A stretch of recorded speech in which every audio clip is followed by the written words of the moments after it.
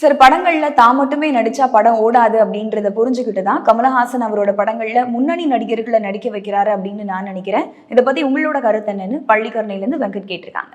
நல்ல நடிப்பாற்றல் மிக்க கலைஞர்களை தன்னுடைய படத்தில் இணைத்துக் கொள்வது என்பது கமல்ஹாசன் இப்போது செய்கின்ற வேலை இல்லை, ரொம்ப நாட்களாகவே இது செய்து கொண்டிருக்கிறார்.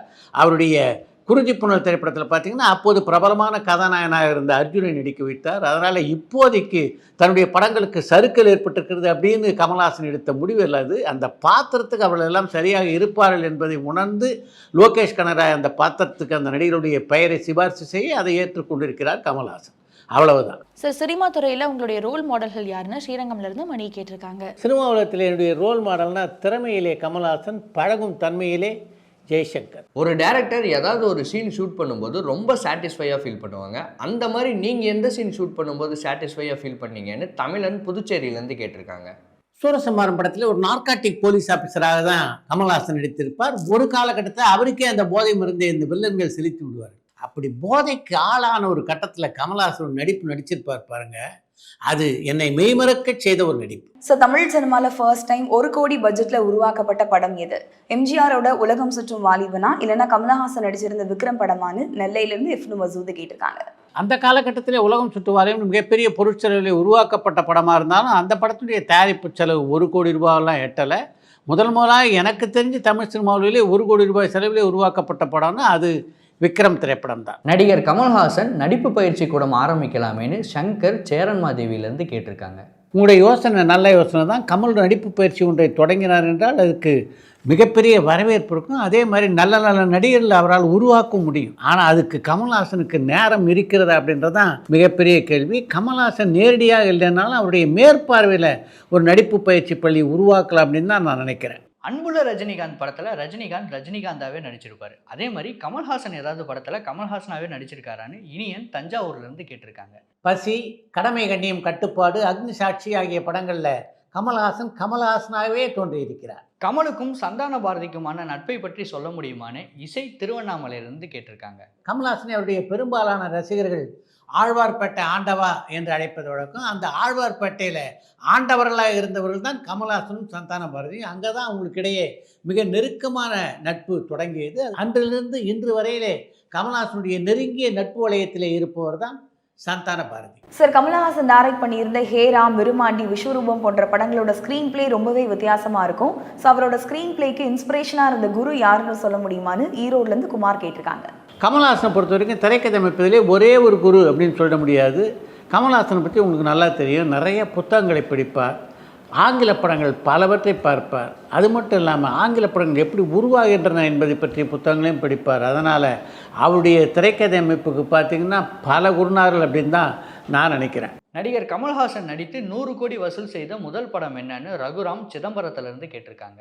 கமல்ஹாசன் நடிப்பிலே 100 கோடி ரூபாய் வசூல் சாதனையை செய்த முதல் திரைப்படம்னா அது கமல்ஹாசன் 10 வருடங்களில் நடித்திருந்த தசாவதாரம் திரைப்படம் தான். கமல்ஹாசன் பெங்காலி படங்களில் நடிச்சிருக்காரான்னு விசாகப்பட்டினத்திலிருந்து பிரேம் கேட்டிருக்காங்க. கபிதா என்ற வங்காள படத்தில் கமல்ஹாசன் நடித்திருக்கிறார். இந்த கபிதா திரைப்படம் தமிழில் அவள் ஒரு தொடக்கம் என்ற பெயரில் பாலச்சந்தர் உருவாக்கிய படத்துடைய வங்காள பதிப்பு.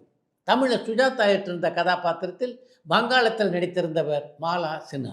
சார், 80s 90s காலகட்டத்தில் உலகநாயகன் கமலஹாசன் தொடர்ந்து அதிகமான ஆக்ஷன் படங்களில் நடிக்கலையே, அதுக்கு என்ன காரணம்? ஒருவேளை நடிச்சா ரஜினிகாந்தை காப்பி அடிக்கிறாருன்னு சொல்லிடுவாங்களோன்னு அவர் நடிக்காமல் விட்டுட்டாரான்னு ஷாம் கேட்டிருக்காங்க. 80களிலும் 90களிலும் ஆக்ஷன் படங்கள் உட்பட பலதரப்பட்ட பாத்திரங்களை ஏற்று நடித்து கொண்டிருந்தவர் தான் கமல்ஹாசன். அவரை பொறுத்த வரைக்கும் இது போன்ற பாத்திரங்களை தான் தொடர்ந்து நடிக்கணும் அப்படின்லாம் ஃபிக்ஸ் பண்ணிட்டு நடிக்கிற நடிகரில் புதுமையாக எதையாவது திரையிலே செய்து கொண்டிருக்க வேண்டும் என்று தொடர்ந்து ஆசைப்படுபவர். அப்படிப்பட்ட அவருடைய ஆசைக்கு தீனி போடுகின்ற எந்த சப்ஜெக்ட் வந்தாலும் உடனே விடாமல் அதை ஏற்று நடிக்கக்கூடிய ஒரு மனப்பக்குவம் கொண்டவர் தான் அவர். கமல்ஹாசன் எந்த டைரக்டரோட அதிக படம் பண்ணியிருக்காங்கன்னு நிலா சென்னையிலேருந்து கேட்டிருக்காங்க. அரங்கேற்றத்துக்கு முன்னாலேயே கமல்ஹாசன் தமிழ் சினிமாவில் அறிமுகமாக இருந்தாலும் அவருக்கு ஒரு அடையாளத்தை பெற்று தந்ததுன்னா அது பாலச்சந்தருடைய அரங்கேற்றம் திரைப்படம் தான். அதை தொடர்ந்து கமல்ஹாசனை ஒரு சிறந்த நடிகனாக உருவாக்க பல புது புது கதாபாத்திரங்களை அவருக்காகவே உருவாக்கிய பெருமை பாலச்சந்தருக்கு உண்டு. அப்படிப்பட்ட பாலச்சந்தர் இயக்கத்தில் தான் 36 படங்களில் நடித்திருக்கிறார் கமல்ஹாசன். அவர் அதிகமாக இணைந்து பணியாற்றிய இயக்குனர்னா அது கே பாலச்சந்தர் மட்டுமே. சார், குருதி புனல் படத்தை நீங்க முறையா பார்த்த அனுபவங்கள் எங்களோட ஷேர் பண்ண முடியுமான்னு இலங்கையிலிருந்து துசேந்தன் கேட்டிருக்காங்க. குருதி புனல் படத்தில் தான் டால்பி முறையில் ஒளிப்பதிவு செய்கின்ற முறையை அறிமுகப்படுத்தி இருந்தார் கமல்ஹாசன். அதன் காரணமாக அந்த படத்துக்காக ஒரு சிறப்பு காட்சியை அவர் ஏற்பாடு செய்திருந்தார். அந்த சிறப்பு காட்சி அப்போது புரசைவாக்கத்தில் அமர்ந்திருந்த அபிராமி தியேட்டரில் நடைபெற்றது. அந்த சிறப்பு காட்சிக்கு என்னையும் கமல்ஹாசன் அழைத்திருந்தார். அந்த படத்தை பார்க்க நான் போனேன், படத்தையும் பார்த்தேன். ஒலியமைப்பில் மட்டும் இல்லாமல் திரைக்கதையிலும் என்னை கவர்ந்த ஒரு படமாக குருதி புனல் படம் அமைந்திருந்தது. பாலிவுட்டில் கமல் சார் நடிக்க ஆரம்பித்ததுக்கப்புறம் அங்கே இருக்க பெரிய பெரிய ஆக்டர்ஸ் கமல் சாரை ஒதுக்க நினைச்சாங்களான்னு தேனியிலிருந்து ரியாஸ் கேட்டிருக்காங்க. கமல்ஹாசன் அதிகமான இந்தி படங்களில் நடிக்காததை குறித்து பல ரசிகர்கள் அப்படித்தான் நினைக்கிறாங்க. எனக்கு கூட ஒரு காலகட்டத்திலே அப்படி ஒரு கருத்து இருந்தது. ஆனால் கமல்ஹாசன் அதை ஒரு பேட்டியிலே மறுத்திருந்தார். நான் இந்தியில் அதிகமாக படங்களில் நடிக்கலைன்னா அதுக்கு காரணம் அங்கே இருந்தவங்க என்னை விரட்டியதில்லை, எனக்கு இருந்த பல்வேறு கமிட்மெண்ட்டுகள் அப்படின்னு கமல்ஹாசன் ஒரு பேட்டியிலே பகிர்ந்து கொண்டிருக்கிறார். கமல்ஹாசன் திருநங்கையாக நடிச்சிருக்காங்களான்னு பார்த்திபன் ஆக்ராலேருந்து கேட்டிருக்காங்க. கமல்ஹாசன் ஒரு சில படங்களிலே பெண் வேடமிட்டு நடித்திருக்கிறாரே தவிர திருநங்கையினுடைய வேடத்திலே இதுவரையிலே அவர் நடித்ததில்லை. சார், இந்த போட்டோ பத்தி சொல்ல முடியுமான்னு ரஃபி கேட்டிருக்காங்க. மீண்டும் கோகிலா படத்தினுடைய படப்பிடிப்பு நடைபெற்ற போது கமல்ஹாசனுடைய பிறந்த நாள் வந்தது. அந்த பிறந்த நாள் விழாவை மீண்டும் கோகிலா படத்தினுடைய படப்பிடிப்பு தளத்திலேயே அந்த படப்பிடிப்பு குழுவினர் கொண்டாடினார்கள். அப்போது எடுக்கப்பட்ட புகைப்படம் தான் இது.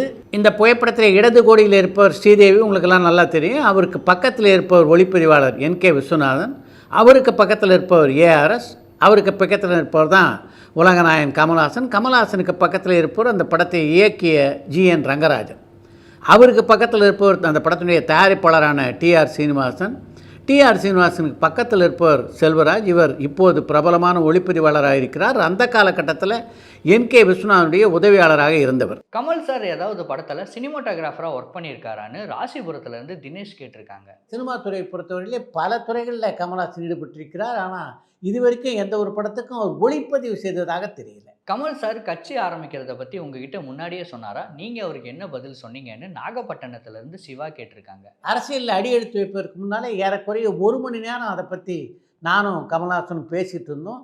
நாங்கள் என்ன பேசிகிட்டு இருந்தோம் அப்படின்றத இப்போ சொல்வது சரியாக இருக்காது அப்படின்றதுனால அதை உங்ககிட்ட பகிர்ந்து கொள்ள முடியல. சூரசம்ஹாரம் படத்தில் கமல் சாரோட கெட்டப் ரொம்ப பெருசாக பேசப்பட்டது. அந்த கெட்டப் நீங்கள் எப்படி முடிவு பண்ணீங்கன்னு பழனி வடசென்னையிலேருந்து கேட்டிருக்காங்க. சூரசம்ஹாரம் படத்தில் கமல்ஹாசனுடைய கெட்டப் மிகவும் வித்தியாசமாக இருந்தது. அதனால தான் அந்த கெட்டப் பல ரசிகர்களால் ரசிக்கப்பட்டது. அந்த கெட்டப்பை பொறுத்த வரைக்கும் அதுக்கு நான் பொறுப்பாளி இல்லை, கமல்ஹாசன் தான் பொறுப்பு. அந்த படத்துடைய படப்பிடிப்பு தொடங்குவதற்கு முன்னாலே அமெரிக்கா சென்றிருந்தார் கமல்ஹாசன். அங்கேருந்து வரும்போதே இந்த கெட்டப்பில் தான் வந்தார். ஏர்போர்ட்டில் அவரை நான் சந்தித்த போது நம்முடைய படத்துக்காக தான் இந்த கெட்டப் எப்படி இருக்கிறது என்று என்னிடம் கேட்டார் கமல்ஹாசன். மிகச்சிறப்பாக இருக்கிறது என்று அப்போதே அவரிடம் நான் சொன்னேன். உலகநாயகன், ஆண்டவர், இந்த 2 பட்டத்தில் கமல்ஹாசனுக்கு எது பொருத்தமாக இருக்குன்னு சேகர் சென்னையிலேருந்து கேட்டிருக்காங்க. கமல்ஹாசனுடைய திறமையோடு ஒப்பிடும்போது உலகநாயகன், ஆண்டவர் போன்ற பட்டங்கள் அவருடைய திறமையை எடுத்துக்காட்டுகின்ற பட்டமாக அமையலை அப்படின்றது தான் என்னுடைய கருத்து. கமல்ஹாசனை பொறுத்த வரைக்கும் கமல்ஹாசன் என்ற பேரே போதும், அதை தாண்டி அவருக்கு எதுக்கு பட்டம்? உத்தம வில்லன் ஷூட்டிங் ஸ்பாட்டில் நடந்த இன்ட்ரெஸ்டிங்கான விஷயத்தை ஷேர் பண்ணிக்க முடியுமான்னு அஜய் ஒசூர்லேருந்து கேட்டிருக்காங்க. கமல்ஹாசன் உத்தம வில்லன் படத்தில் நடித்த கெட்டப்பை பற்றி உங்களுக்கு தெரியும். அந்த கெட்டப்பை போடுவதற்காக அதிகாலையிலேயே வந்து விடுவார் கமல்ஹாசன். ஏறக்குறைய 4-5 மணி நேரம் அவருக்கு மேக்கப் போடுவாங்க. அவருடைய உழைப்பை பல முறை பக்கத்தில் இருந்து பார்த்து நான் வியந்திருக்கிறேன். அப்படிப்பட்ட தருணங்களில் உத்தம வில்லன் படப்பிடிப்பு தருணமும் ஒன்று. ஆவிட் எடிட்டிங் சாஃப்ட்வேரை தமிழில் ஃபஸ்ட்டு அறிமுகப்படுத்தினது கமல் சார் தான் படித்தேன், இது உண்மையானு பூர்ணிமா ஆட்டையாம்பட்டியிலேருந்து கேட்டிருக்காங்க. ஆவிட் எடிட்டிங் சாஃப்ட்வேரை தமிழில் முதலாக பயன்படுத்தியவர் கமல்ஹாசன் தான். சித்ரா சார், நீங்கள் கமல் சாரை சந்தித்த முதல் அனுபவத்தை பற்றி சொல்ல முடியுமான்னு சங்கீதா திருவண்ணாமலையிலேருந்து கேட்டிருக்காங்க. RC சக்தியினுடைய உணர்ச்சிகள் படத்திலே கமல்ஹாசன் நடித்து கொண்டிருந்த காலகட்டத்தில் தான் முதலாக கமல்ஹாசனை நான் சந்தித்தேன். அப்போ நான் பத்திரிகையாளனாக இருந்தேன். கமல்ஹாசனுக்கு இப்போ வரைக்கும் தாதா சாஹிப் பால்கே அவார்டு தரல, இதுக்கு பின்னாடி ஏதாச்சும் அரசியல் இருக்குமான்னு பவானி செங்கல்பட்டுலேருந்து கேட்டிருக்காங்க. கமல்ஹாசன் எப்படிப்பட்ட திறமைசாலி என்பது உலகம் அறிந்த விஷயம். அப்படிப்பட்ட ஒரு திறமைசாலிக்கு இதுவரையிலே தாதா சாஹேப் பால்கே விருது வழங்கப்படலை அப்படின்னும் போது அதற்கு பின்னாலே அரசியல் இருக்குமோ என்ற எண்ணம் எல்லோருக்கும் வருது. அது எனக்கும் வருது. எம்ஜிஆர் சாரோட நெருக்கமா இருந்தது ரஜினி சாரா இல்ல கமல் சாரா? இவங்க 2 பேர்ல யாருன்னு பொள்ளாச்சியிலேருந்து விக்னேஸ்வரன் கேட்டிருக்காங்க. ரஜினி, கமல் ஆகிய இருவரில் எம்ஜிஆருடன் நெருக்கமாக இருந்ததுன்னா அது கமல்ஹாசன் தான். சித்ரா சார், நீங்கள் டைரக்ட் பண்ண இல்லைன்னா ப்ரொடியூஸ் பண்ண படங்களில் எந்த படத்தை ரீரிலீஸ் பண்ண ஆசையாக இருக்கீங்கன்னா அமிர்தேஸ்வரன் கோயத்துலேருந்து கேட்டிருக்காங்க. நான் தயாரித்து இயக்கிய படத்தில் சூரசம்ஹாரம் படத்தை மறுவெளியீடு செய்ய வேண்டும் அப்படின்ற எண்ணம் இருக்கிறது. அதற்கான முயற்சியில் ஈடுபட்டிருக்கேன். மிக விரைவிலே அதை வெளிக்கொண்டு வர வாய்ப்பு இருக்குது.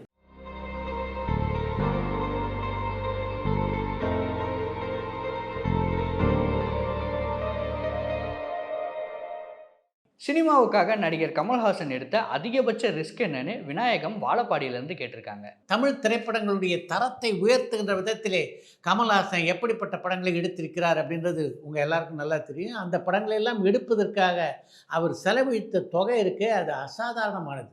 அதுவே மிகப்பெரிய ரிஸ்க்கு தானே. வாழ்க்கையில் ஒருத்தர் எதுக்கு ரிஸ்க் எடுக்க மாட்டார்னா, தன்னுடைய பணத்தை செலவழிக்கிறது தான் அவ்வளோ எளிதிலே ரிஸ்க் எடுக்க மாட்டாங்க. அதையே அவ்வளோ சர்வசாதாரணமாக செய்தவர் தான் கமல்ஹாசன். அதை தாண்டி அவர் படங்களில் ஏற்ற பாத்திரங்களை எல்லாம் நீங்கள் பார்த்துருப்பீங்க. தசாவதாரம் படத்தில் 10 இடத்திலே கமல்ஹாசன் நடித்தார் என்றால் அதுக்கு பின்னாலே எவ்வளோ பெரிய உழைப்பு இருக்கிறது, எவ்வளோ ரிஸ்க் இருக்குது. அடுத்து என்று ஒரு தகவல். மைக்கேல் மதன காமராஜன், அபூர்வ சகோதரர்கள், தசாவதாரம் போன்ற பல படங்களில் பல மாறுபட்ட இடங்களில் நடித்தவர் தான் கமல்ஹாசன். ஆனால் இதற்கெல்லாம் பிள்ளையார் சுழி போட்ட படம் எது தெரியுமா? அது எல்லாம் இன்பமயம் என்ற படம். அந்த படத்தில் முதல்ல 5-6 கதாபாத்திரங்களில் கமல்ஹாசன் நடிக்கிற மாதிரி தான் ஒரு கதையை உருவாக்கி இருந்தார் பஞ்சரணாச்சல். அந்த படத்துடைய கதை விவாதத்தின் போது அந்த கன்னடக்காரர் வருஷத்தில் யார் நடிக்கிறார் அப்படின்னு கமல்ஹாசன் கேட்க ஏதோ ஒரு பேரை சொல்லியிருக்கார் பஞ்சரணாச்சல். அந்த ரோலையும் நானே பண்ணிடுறேன் என்று சொல்லி அந்த ரோலையும் ஏற்றுக்கொண்டார் கமல்ஹாசன். இப்படித்தான் நாளுக்கு நாள் அந்த படத்திலே அவர் ஏற்ற கதாபாத்திரங்களுடைய எண்ணிக்கை அதிகரித்து கொண்டே போனது. கடைசியாக அந்த படத்திலே 9 கதாபாத்திரங்கள் நடித்திருந்தார் கமல். ஒவ்வொரு கதாபாத்திரத்துக்கும் ஒப்பனையில் மட்டும் இல்லாமல் குரல், உடல் மொழி, இப்படி எல்லாவற்றிலும் மாற்றத்தை கொடுத்திருந்தார் கமல்ஹாசன். அதன் காரணமாக தான் அந்த படம் பெரிய வெற்றி படமாக அமைந்தது என்று ஒரு பத்திரிகை பேட்டியிலே பதிவு செய்திருக்கிறார் அந்த படத்தினுடைய கதாசிரியரான பஞ்சு அருணாச்சலம். டூரிங் டாக்கீஸ் சேனலை லைக் பண்ணுங்க, ஷேர் பண்ணுங்க, சப்ஸ்கிரைப் பண்ணுங்க.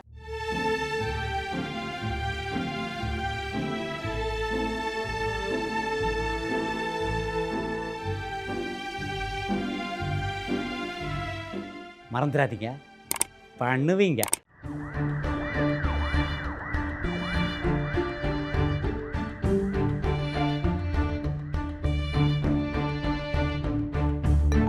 பரபரப்பான சினிமா செய்திகள், நட்சத்திரங்களின் பேட்டிகள், சினிமா வரலாறு ஆகியவற்றை பார்க்கவும் படிக்கவும் உங்களுக்கான இணையதளம் touringtalkies.co.